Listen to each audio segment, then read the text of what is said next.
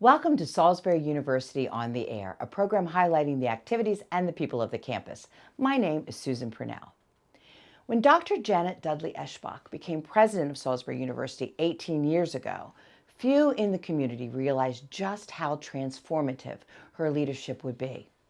Nearly 2 decades later, she steps down from the position this June.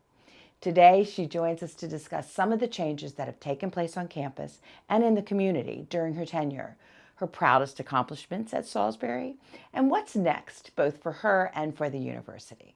So welcome, Janet. Good to be here. Always good to see you and be with you, and I'm glad we have some good quality time today. Thank you. I, first of all, want to say that I am just so thankful for everything you've done, not just for Salisbury University, but for our community over these past 18 years. It's been such a pleasure. We love it here. I love the university, love the community, love the Eastern Shore. I do too. And I came back just before you started here at SU. And in 2000 it was, wasn't it? Yes. Mm-hmm. Tell me why it is that you were attracted to SU in the first place. Well, both my husband and I are native Marylanders. Mm-hmm. And from the time I was a little girl, my family always vacationed at the beach. The Maryland beach? We would go to Fenwick Island, Delaware, and the highlight was always going down to the boardwalk, the Ocean City boardwalk, one night during our vacation week. And so lots of fond memories and family. But, most importantly, I was at a point in my career where I wanted to be at the right place. I had one presidency under my belt, and I very much believe in the mission of a comprehensive public university.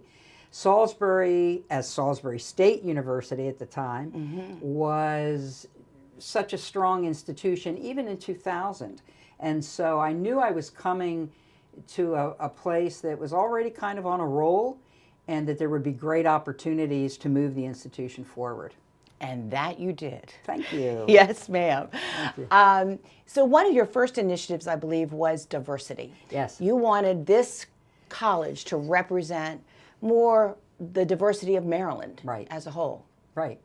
And the reasons for that, really goes to my philosophy of education. I myself grew up in a high school environment where there wasn't a lot of diversity. And then you graduate, you go out into the world, and you're not well prepared. And of course, our nation and the state of Maryland, our Lower Eastern Shore, has become so much more diverse. And the institution, at the time I came to Salisbury, only about 10–11% of our students were non-white. And so frankly, I felt it was important that we put an emphasis on putting out the welcome mat to all students of different backgrounds, assuming they had the appropriate academic credentials. Sure. And today, our minority population represents about 27% of the student body. That's amazing. And so as students graduate, they've already had experiences getting to know people from different ethnic and racial backgrounds, people from other countries, et cetera. And I think it's part of their preparation as they go to college. And I agree with you. I think that's really important. And that's how we're going to all finally, hopefully, live in peace. Let's hope.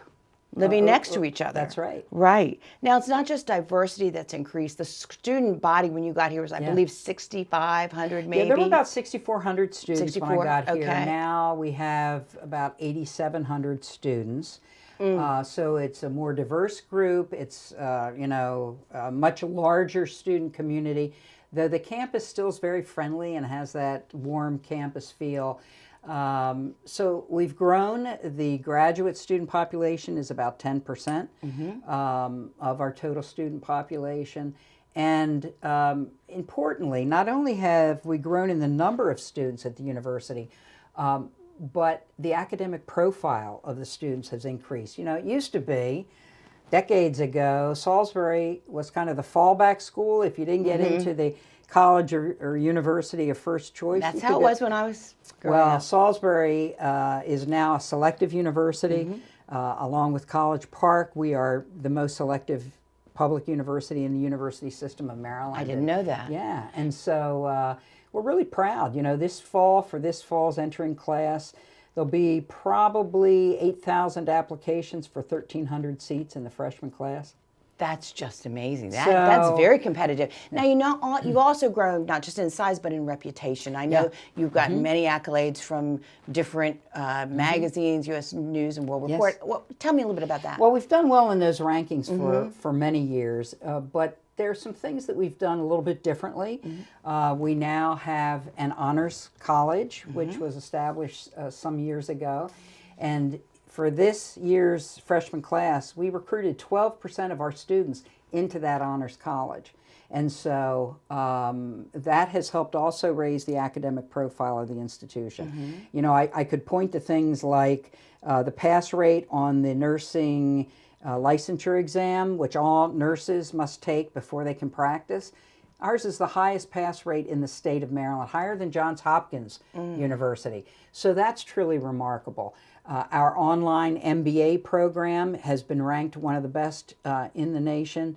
So there are all these different measures of quality. Of course, we've grown the number of programs at the university. I'm told that there are 30% more academic programs from which students can choose, and of course now we offer 2 doctoral programs. So there have been a lot of changes, big boost in the academic program quality, and it's being recognized all around the world. Nationally. Really. Yes. Well, internationally. Yes. Speaking of internationally, now I know you got your doctorate at, I'm going to have to look at this, El Colegio de Mexico? That's very good. El Colegio de Mexico. Oh, sorry. Yes. Colegio de Mexico. You're close. I speak French. Terrible Spanish.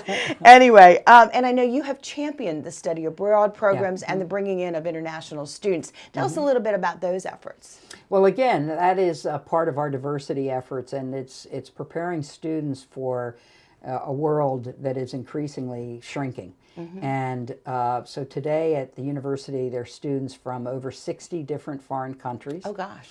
We established some years ago an English Language Institute. So what happens is some students come during the summer to learn English, and then many of them decide, hey, I love it here. The Eastern Shore is great. And they matriculate then as regular students. We also have a Center for International Education. That's something that I established early in my presidency. I myself have established the Dudley-Eshbach Study Abroad Scholarship Fund.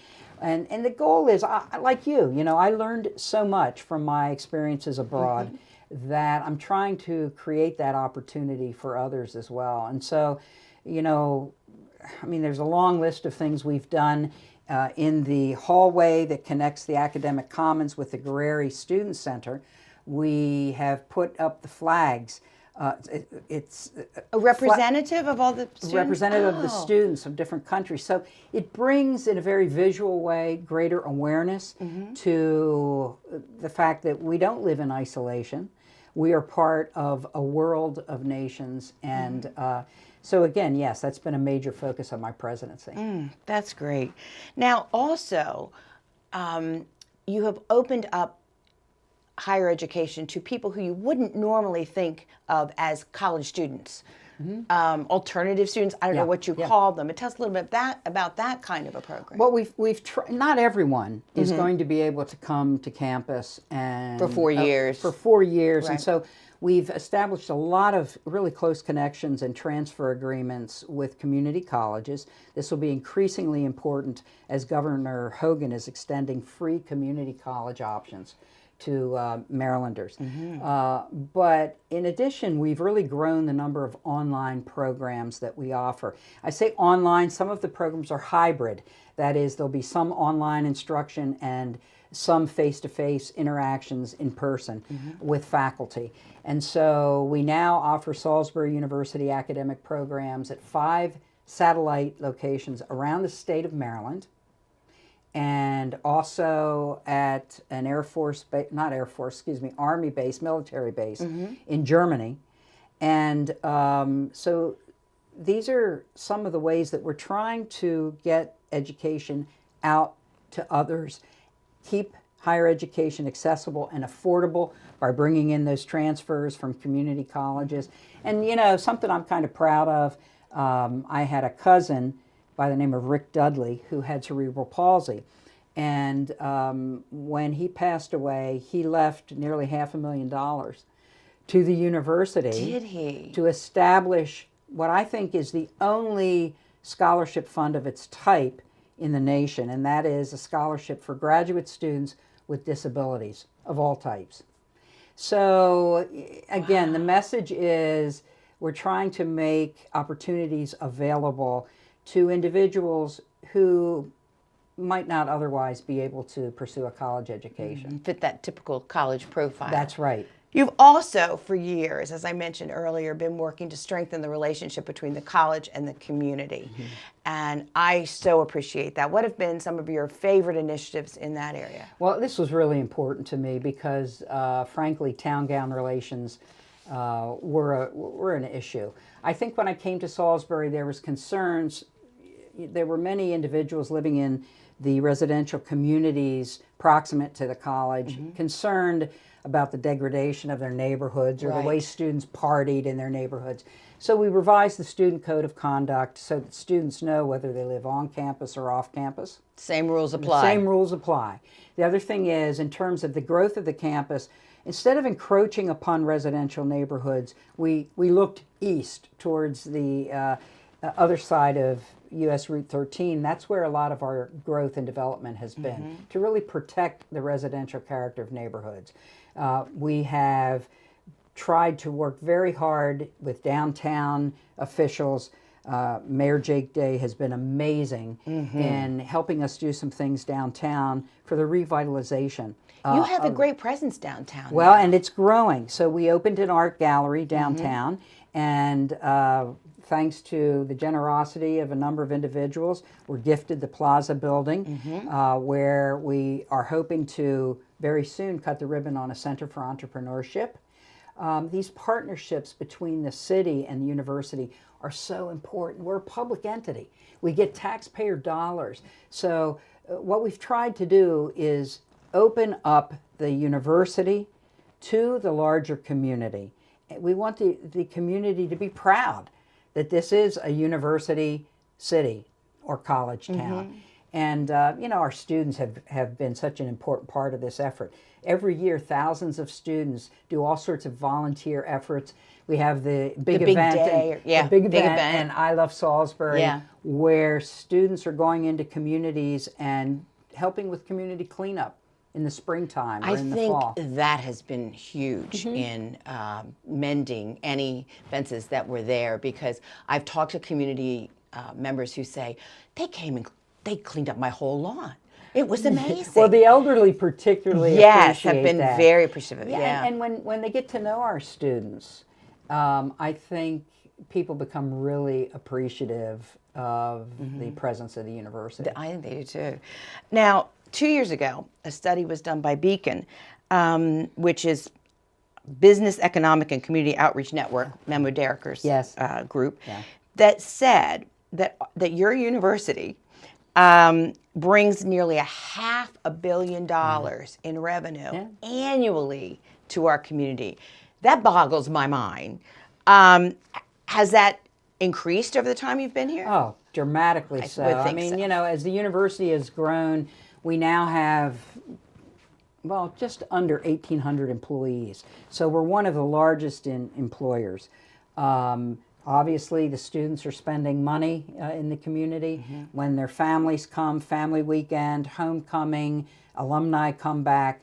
It's a great infusion of resources. So this has been pretty tremendous. The budgets of the university, our operating budgets back in 2000 were something like $73 million.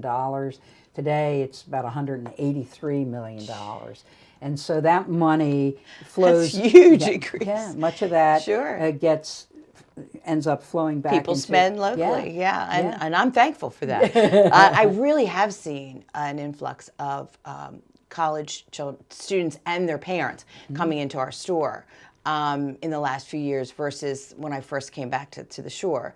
Well, that's good to know. Yeah, I really have. I mean, they'll come down just strolling downtown and, going into the coffee shops and the different restaurants and then coming by just to see what's there. Yeah, and you look at our foundation, you graciously serve as a member of the Salisbury University Foundation Board. When I came to Salisbury, the total holdings were about $27 million, and today we're approaching $100 million, and that's... that's phenomenal. It is phenomenal. It really is. And many of these dollars, again, they go back in. They go back into the local economy. Absolutely, they do. And speaking of growth, let's talk about the physical growth of SU.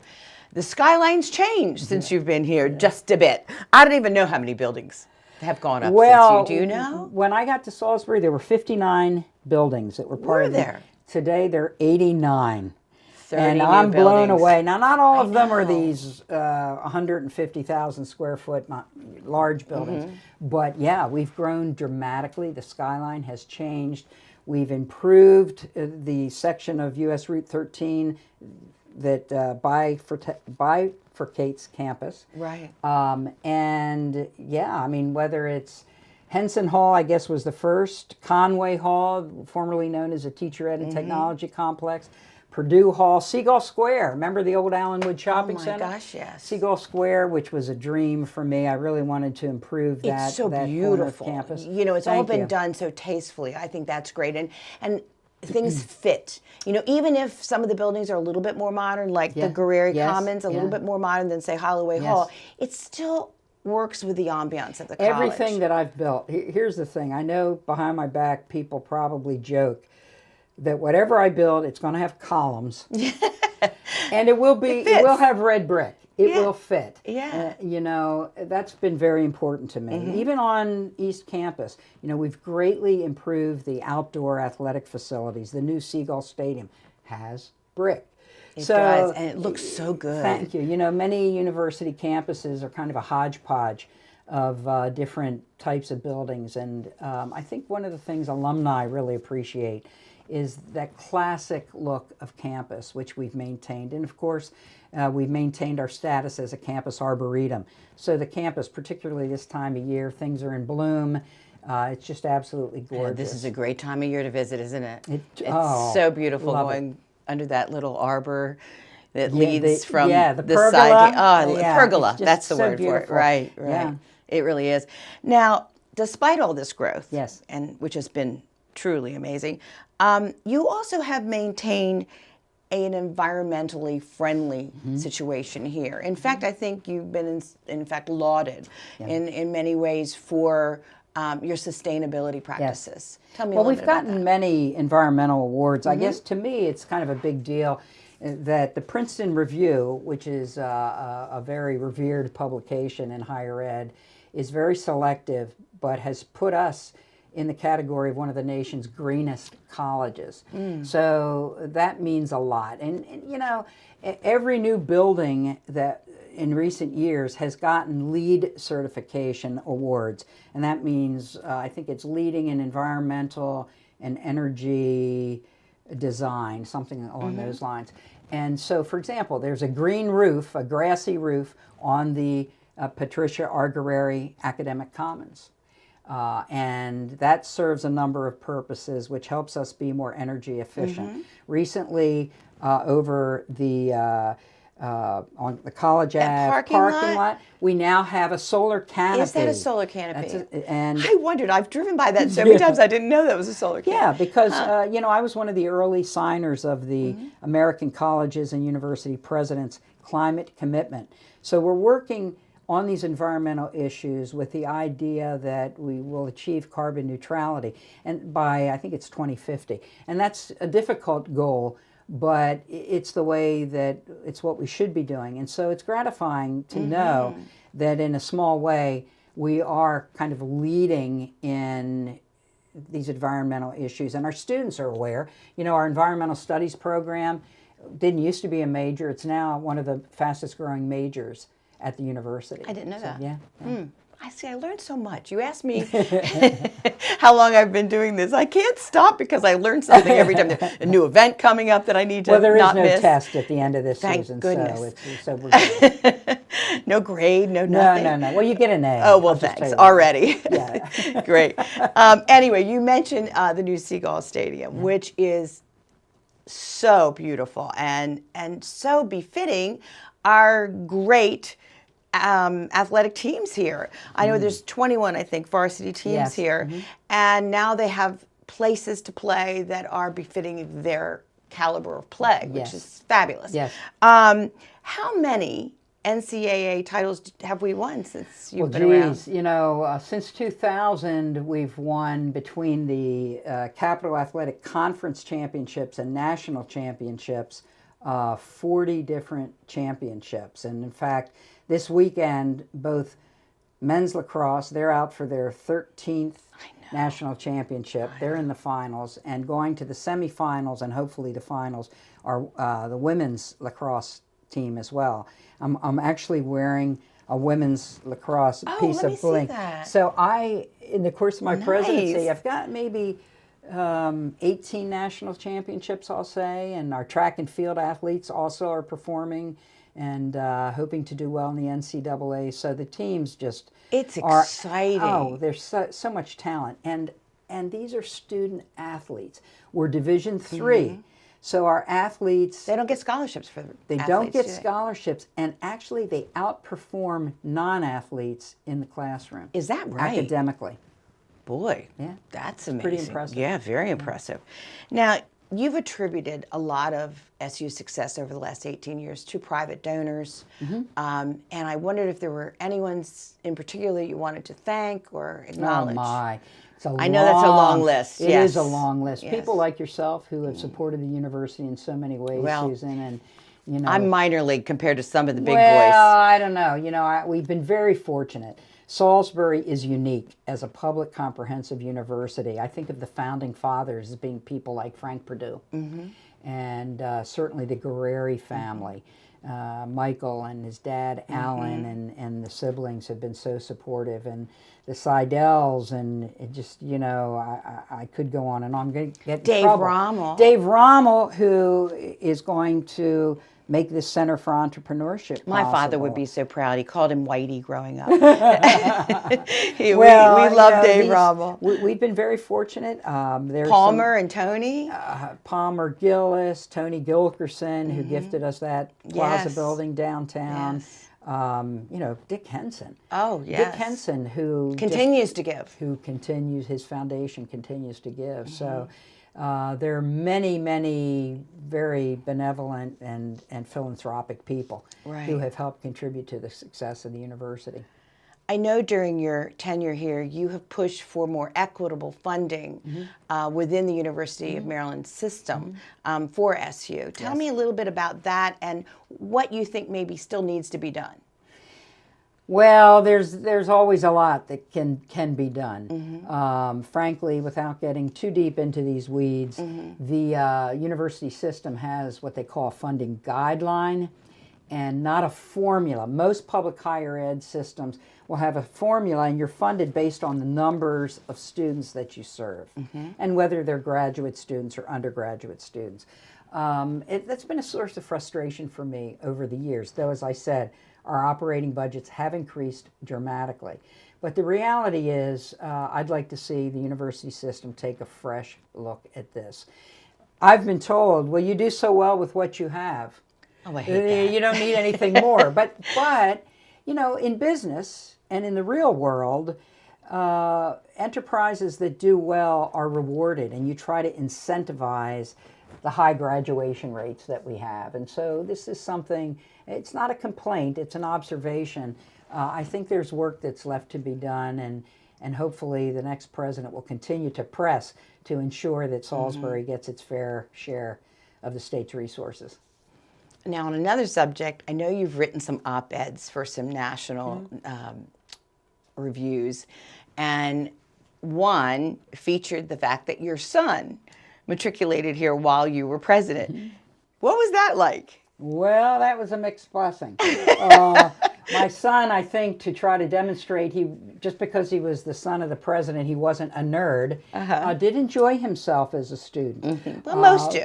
Most do, and That's that it. is part of Yes. coming of age. But he He has 2 degrees from Salisbury University, and really had a wonderful experience here. But one of the most memorable moments of my life, obviously, has been being able to hand my son his diploma.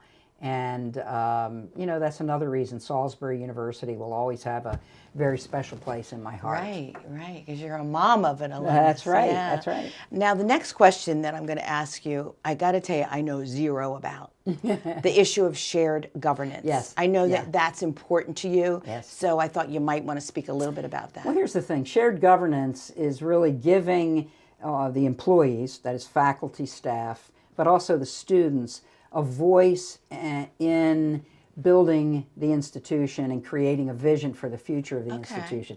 It doesn't mean that they make the decisions, but they help inform the decisions. Shared governance is so important because people support what they help to create.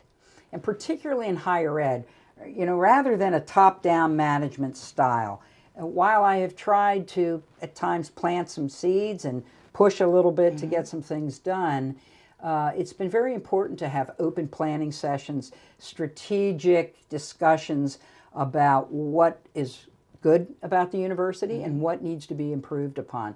So that's really what shared governance is all about. And it has been, it's alive and well at Salisbury University.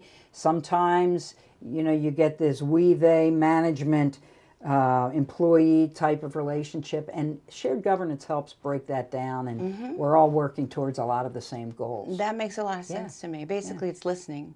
It is listening. Right? Yeah. Yeah. Absolutely. Now, since you've been here, you've received a lot of accolades from the Woman of Distinction Award recently for the Girl Scouts, the Maryland's Top 100 Women, Most Admired CEOs, Influential Marylanders, just to name a few.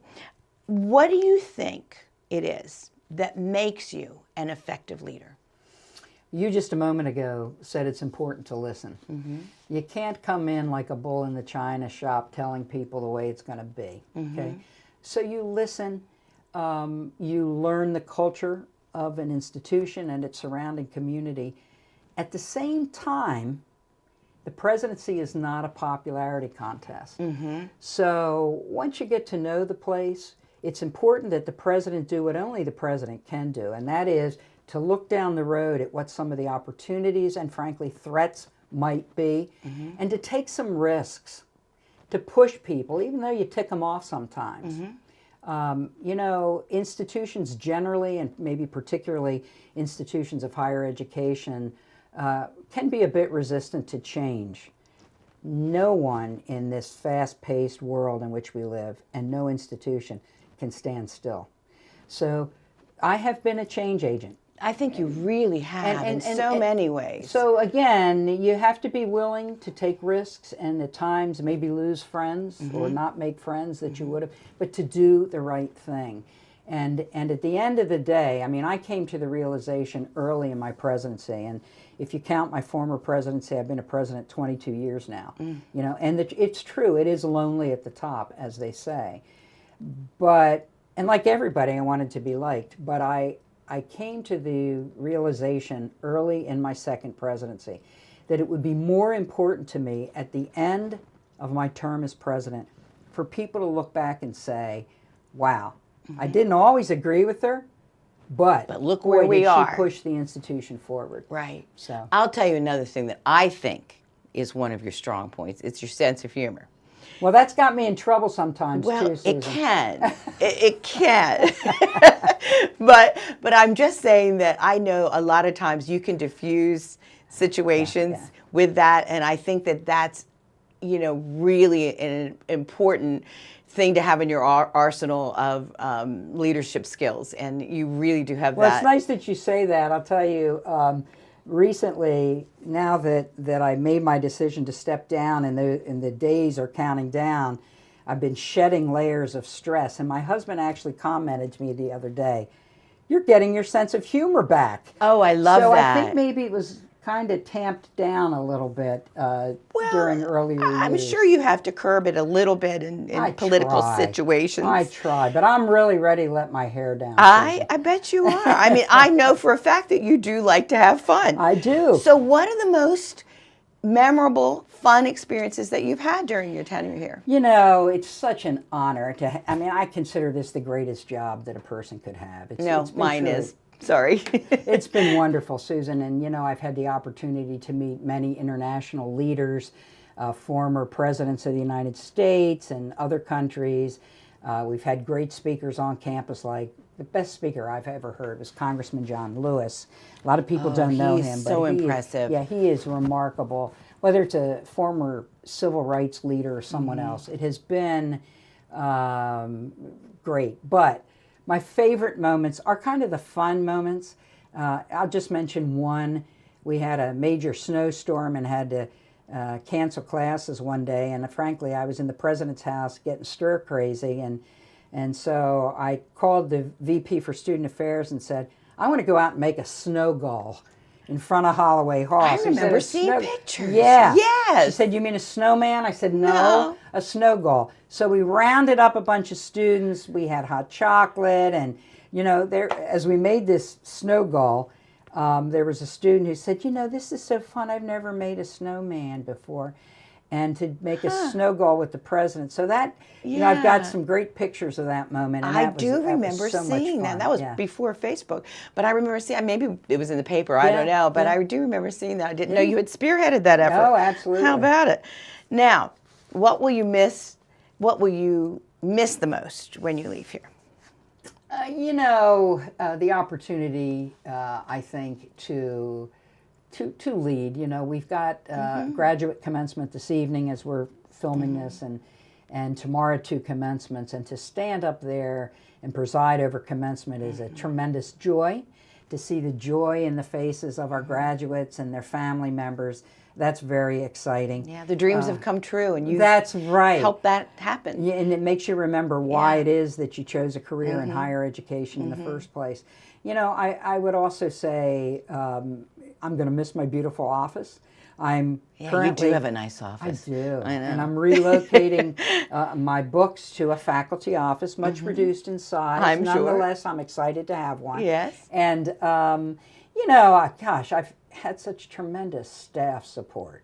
You know, I'm going to be going back to making my own copies, and when I have a technical problem on my computer, I don't know if my IT people will respond quite as quickly. Help. Right. But, you know, I'm sure there are things I'll miss that I don't even realize right now. That's probably true. But it's been a great run, and I'm just very thankful. Okay, grateful. this opposite question. What won't you miss? Oh, man. I have a mug, a coffee mug, that says meetings, the perfect alternative to work. So I am not going to be missing the endless meetings, the times, Susan, when I have gotten in the car, sat in the car, driven 2-3 hours to a meeting across the Bay Bridge, sat through the meeting, often of dubious Wondering worth. why. Well, wondering why. Get Right. in the car and riding back. So Yeah. I'm not going to, the bureaucracy at times is a bit overwhelming when you're part of a university system. And I'm not going to miss what I call the administrivia. So I get that. So come June 30th. Where are you going? What you doing? Well, I want to give incoming President Charles White some space. It's hard when a president has been at an institution as long as I have. The incoming prez really, I think, needs that person to be off the scene a bit. And so, July 1, Beach house. you got it. I'm heading to the beach Right. house. You know, Going to the beach. Here we've had this house for 2 decades, and I don't think I've been there even a week without doing work or being called back to that's Salisbury. sad. So I'm excited. Our son is getting married at the beach the end of September, and so I'm excited, looking forward to that as well. Hope the grandkids will come down to the beach more often now that maybe I can be there as well. I think that's fantastic. But- I'll give you some good books. I need I to- bet you have quite a few piled I do, up. to read and reread. I'm going to also prepare during my sabbatical year to go back into the classroom. I'm excited about the possibility of returning to teach Spanish and Latin American literature. I have a sign in my office because people think I'm retiring. Well, the sign says, I'm not retired, I'm just under new management. And I call the chair of the Department of Modern Languages Jefa, which in Spanish means boss. Oh, so she gets a great. big laugh out of that. That's great. Yeah. You know, I think you'll do that with ease. I really do. I mean, you're going to be doing something you really love. I want to be in touch with the students And again. I want to have time with them. That was your, you know, one of your strengths was being able to relate to the students. Yes. So Dr. Charles White is your successor, Yes. and he steps into the position the day after you step out of it. Yes. What would be, and I know you don't want to give him a lot of advice, but what would be your best piece of advice for him? Well, here's the thing. He comes in as an experienced president already, Right. Which will be tremendously helpful. So he doesn't need a lot of advice. He is a good listener. And my advice would have been, get to know the campus, get to know the people, get to know the culture, get to know the larger community. But he knows that. He will do that. I think, you know, after 18 years at Salisbury, this is my home. And in a way, Salisbury University is my passion and will remain my passion and baby, so to speak. So I would also say, don't be afraid to see where changes are needed to move the place forward. You know, let's not get complacent and pat ourselves on the back and say, look at all we've done and how great we are. I think it's important to continue to promote the university to the local community, to the power brokers in Annapolis and Baltimore and Washington, and to really push to keep the institution moving forward. So again, he doesn't need to be told to be a good listener. I do believe that leaders take risks and don't worry about how popular they may be in the moment. So those are kind of my thoughts as Dr. White I think those are good words of wisdom, and I'm sure he'll be great. I've heard nothing but wonderful things about him he's as a very person. likable. Yes. Great guy. Yeah, and that's great good. academic credentials as yes. well. Yeah. Well, so we're so lucky to have had you for 18 years, and you've set us up for another great presidency as well with Dr. White, and he's very fortunate to come in here. I wouldn't want to be filling your shoes, quite frankly, but no, he'll be great. Well, they're going to he be and his big wife shoes are to both fill. Lovely people, and I know they will quickly be embraced by the Salisbury community. Well, thank you, Janet. Thank you. Great talking Thank you, with Susan. you. You're the best. I'm not going to say I'm going to miss you because I'm going to probably see you more. That's right. Right? We'll have some of that fun. That's right. I'm coming down to the beach. Sounds good. You're welcome. I'm definitely Anytime. coming. Okay, I do love have a Fenwick. tiki bar Ooh. at my house. Well, now I'm Thank definitely you. coming. Thank you again so much. Thanks, Susan. And now here's a look at what's happening on the campus this summer.